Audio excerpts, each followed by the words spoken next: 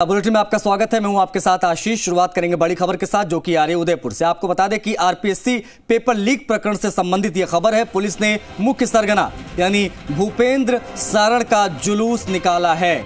आपको बता दें कि पेपर लीक मामले में ये बड़ा एक्शन तो हुआ है, साथ ही साथ में पुलिस जो है वो मास्टरमाइंड सारण का जुलूस निकाल रही है। तस्वीरें सामने आई जो इस वक्त आप देख रहे हैं। आपको बता दें कि हाथीपोल थाने से ये जुलूस निकाला जा रहा है। पुलिस के आला अधिकारियों के साथ बड़ी संख्या में जवान जो है वो मौजूद हैं। आपको बता दें भूपेंद्र को कोर्ट लेकर आया जाएगा पेशी के लिए, लेकिन जुलूस निकालते हुए ये तस्वीरें देखिए उदयपुर से इस वक्त की ये बड़ी खबर और ये बेहद अहम और बड़ी तस्वीरें जो इस वक्त हम आपको दिखा रहे हैं। मुख्य सरगना इसको यहाँ पर गिरफ्तार किया। अविनाश जगनावत हमारे सहयोगी ज्यादा जानकारी के साथ सीधा लाइव कनेक्ट हो गए, उनसे बातचीत करते हैं। अविनाश, जुलूस निकाला जा रहा है भूपेंद्र सारण का, क्या वजह रही जुलूस की? सीधे भी लेकर पेश किया जा सकता था, क्या मैसेज देने की कोशिश है पुलिस की? जी देखिए, उदयपुर पुलिस का साफ मैसेज है कि इस तरह के जो कृत्य करेगा उसको गिल्टी फील कराए और लोगों में, आमजन में विश्वास हो, अपराधियों में भय हो। इसी स्लोगन को साकार करने के लिए उदयपुर पुलिस ने आज ये पहल की। हालांकि इससे पहले भी कई अपराधियों के उदयपुर पुलिस इसी तरह के जुलूस निकाल चुकी है, लेकिन पहली बार ऐसा मौका है कि किसी थाने से कोर्ट में पेशी के लिए आरोपी को पैदल जुलूस निकाल के पुलिस लेके गई हो। हाथीपोल थाना और कोर्ट के बीच करीब 1 से 1.5 किलोमीटर की दूरी है, लेकिन पुलिस के तमाम आला अधिकारी जो है भूपेंद्र सारण को लेकर हाथीपोल थाने से पैदल निकले और उसको पूरे रास्ते पैदल चलाते हुए पुलिस उसका जुलूस निकालते हुए कोर्ट में लेके गई है और कोर्ट पे पहुंचने के बाद उसकी पेशी चल रही है। पुलिस उसका रिमांड पुलिस ने मांगा है और उसके बाद इस मामले की विस्तार से उससे भूपेंद्र सारण से पूछताछ की जाएगी। लेकिन क्योंकि एक बहुत बड़ा प्रकरण जो है आरपीएससी का ये पेपर लीक का मामला था, लाखों अभ्यर्थियों के भविष्य के साथ खिलवाड़ इस आरोपी ने किया है, उसका मुख्य सरगना ये है। उसको किस तरह से जलील किया जाए और लोगों में एक मैसेज दिया जाए कि अगर आप इस तरह के कृत्य करोगे तो पुलिस आपको हर, चाहे सोशल स्तर पे आपका बाइकाट हो या कानूनी जो दाव पेच हो, उसमें सख्त कार्रवाई की जाए। उस तमाम तरह के मैसेज आज उदयपुर पुलिस ने भूपेंद्र सारण का जुलूस निकालकर यहाँ पर दिया है। जी अविनाश, बेंगलुरु में हुई गिरफ्तारी से लेकर अब तक क्या क्या हुआ जरा वो बताएं, और दूसरी चीज ये कि कोर्ट में पेशी के दौरान पुलिस का क्या रुख रहेगा, कितने दिनों के रिमांड के लिए यहां पर अपील की जाएगी? साथ ही साथ में एक और चीज ऐड कर दूं, जो दूसरा सहयोगी इसका जो ढाका करके है उसके बारे में क्या जानकारियां मिली है?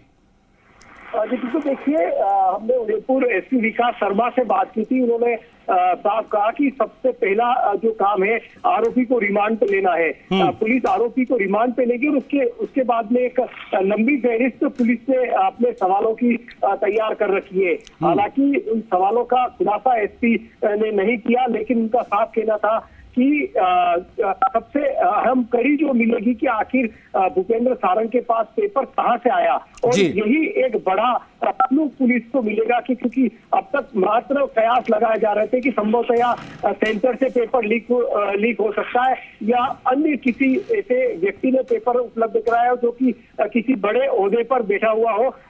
कई सारे कयास संभावनाएं जताई जा रही है, लेकिन पुलिस का भी पहला सवाल ये होगा कि आखिर उसके पास पेपर आया कहां से। साथ ही साथ सुरेश ढाका है, उसकी तलाश लगातार जारी है, लेकिन वो पुलिस की पकड़ से अभी भी दूर है। कहां पर सुरेश ढाका जो है वो फरारी काट चुका है और अभी कहां हो सकता है उसके बारे में भी पुलिस पूछताछ करेगी। लेकिन पूरा फोकस जो है आरपीएससी का ये पेपर जो है वो कहां से भूपेंद्र सारण के पास आया उसके होगी। और उसके अलावा जो पूर्व में गिरफ्तार हो चुके हैं आरोपी जो अभी जेल में सजा काट रहे हैं, जिन्होंने नकल कराने में अहम भूमिका निभाई थी और सुरेश माफ कीजिएगा भूपेंद्र सारण ने बिश्नोई को पेपर भेजा था, उसको भी संभवतया पुलिस ट्रांजिट रिमांड पे लेकर आमने सामने की पूछताछ कर सकती है। एक लंबी कानूनी प्रक्रिया होगी पूछताछ की, लेकिन कहा जा सकता है कि रिमांड अवधि के दौरान कई अहम साक्ष्य जो है वो पुलिस के हाथ में लगेंगे, जो इस पूरे प्रकरण में और भी कई बड़े और अहम खुलासे करेंगे। जी अविनाश, देखिए अहम खुलासे तो होंगे, लेकिन जो आरपीएससी वाला पेपर लीक का मामला है, इसने सरकार की बड़ी किरकिरी कराई, प्रशासन की बड़ी किरकिरी कराई, क्योंकि सारण जो है वो चकमा देकर फरार हो गया, घर गिरा दिया गया, इसका सारी कार्रवाई हुई लेकिन किसी के हाथ लगा नहीं, बामुश्किल पकड़ में आया है। अब ऐसे में पुलिस जो तफ्तीश कर रही है, तो क्या पुलिस की तफ्तीश का जो केंद्र है वो आरपीएससी पेपर लीक तक सीमित है कि इसके अलावा दायरा बढ़ाया जाएगा? और भी मामले जो इसने कांड किए हैं पहले, क्या उनकी भी रिमांड पर जब लिया जाएगा तो क्या इन संबंधित भी पूछताछ इससे हो सकती, ताकि और भी, चूंकि पहले बहुत पेपर लीक हुए हैं, क्या इन चीजों में इसकी इन्वॉल्वमेंट हो सकती है? इसकी कितनी संभावना है, अगर है तो पुलिस किस तरीके से देखेगी? जी बिल्कुल, देखिए भूपेंद्र सारण के ऊपर 2 मामले दर्ज हैं, क्योंकि उदयपुर में पेपर लीक प्रकरण आरपीएससी का ये हुआ था, इसी मामले को लेकर पहले पूछताछ की जाएगी। उसके अलावा तमाम जो मामले उसके खिलाफ दर्ज है और उसका गिरोह कब से सक्रिय है और कब से कौन कौन इस गिरोह में शामिल है, क्योंकि जो पुलिस ने कार्रवाई की थी वो महज उदयपुर जिले में कार्रवाई हुई थी और यहाँ पर आरपीएससी पेपर की जो नकल कराई जा रही थी लोक परिवहन के बस में, उनको पकड़ में आया। लेकिन उदयपुर के अलावा उसने कहां पर पेपर और पहुंचाए, जो उदयपुर में उसके जो सोर्स थे बिश्नोई और उसके अलावा जो उसके अन्य साथी उसके साथ में प्रदेश के अन्य जिलों में कौन किन किन को उसने पेपर दिया और कहां पे इस तरह से नकल करवाई जा रही थी।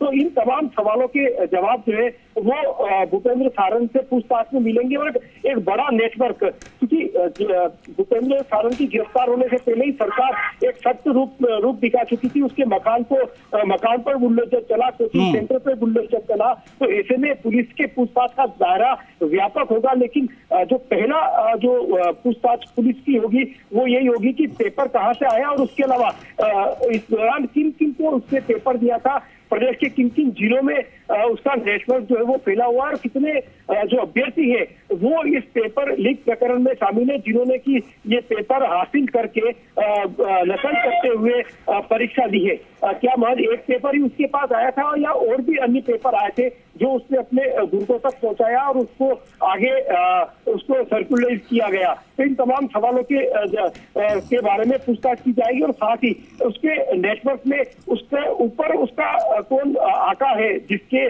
कारण उसके पास लगातार पेपर पहुंचते हैं और वो अपने पूरे नेटवर्क को चला रहा है। तो सबसे बड़ा खुलासा भूपेंद्र सारण के आका के रूप में होगा कि जब उसका नाम सामने आएगा कि आखिर भूपेंद्र के पास पेपर कहां से आ रहा था और उसका नेटवर्क प्रदेश में किन किन जिलों में फैला हुआ था। इन तमाम सवालों के पूछताछ की जाएगी और साथ ही, क्योंकि एक मामला पूर्व में भी दर्ज है और पूर्व में भी नकल के ऐसे कई प्रकरण सामने आए हैं, उसमें इसकी किस तरह की संलिप्तता थी और कौन कौन इसके सहयोगी के रूप में काम कर रहे हैं, उन तमाम सवालों के जवाब भी है वो पुलिस भूपेंद्र सारण से उगलवाने की कोशिश करेगी। जाहिर तौर पर अविनाश, और ये जो तस्वीरें हम देख रहे हैं जुलूस वाली, ये बताने के लिए काफी है कि पुलिस के लिए कितनी बड़ी चुनौती था ये सारण। 1 लाख का इनाम इसके ऊपर घोषित किया गया था, इसका पकड़ना कितना जरूरी था, किस तरीके से किरकिरी हो रही थी और इस उपलब्धि को अब किस तरीके से पुलिस प्रशासन दिखा रहा है। सबसे पहले तस्वीरें जो हम दर्शकों को दिखा रहे हैं, ये अपने आप एक मैसेज है कि जो भी इस तरीके के कांड करेगा उसके साथ यही होगा।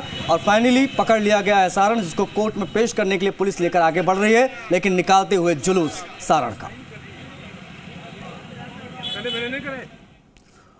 अगली खबर नागौर से आ रही है। आपको बता दें कि नागौर के पास में